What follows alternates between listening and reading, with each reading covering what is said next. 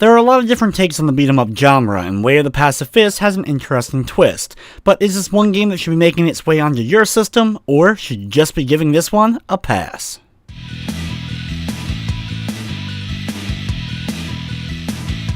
In Way of the Pacifist, you're playing as a character who has a very unique fighting style in that he just blocks and dodges enemy attacks, tiring his enemies out before knocking them to the ground. There's only an occasion or two where you're really dealing out any sort of real force. The game is level-based, with checkpoints in each stage with a handful of different encounters that you'll have to deal with. Once you wipe out all of the enemies in an encounter, you'll be able to continue on in the level. Some levels end up with a boss fight at the end of them where you'll have to have a bit more strategy in order to take them out, and other levels just end with one last battle against a group of enemies.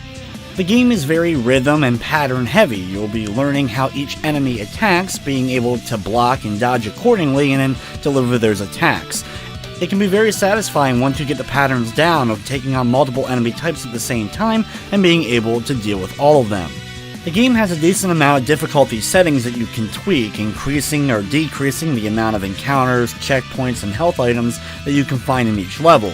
Encounters themselves can get a bit on the repetitive side pretty fast, though the game thankfully allows you to unlock new moves through leveling up, as well as throw new enemy types at you to at least keep things a bit fresh, but I still couldn't help but feel things starting to drag a bit as I made it farther in. The game does have a very cool post-apocalyptic art style going for it, and a lot of really cool animations, and for the most part some of the character designs were quite enjoyable. The game features both an arcade and a story mode, depending upon how you want to take it on, though unfortunately it is only a single-player experience.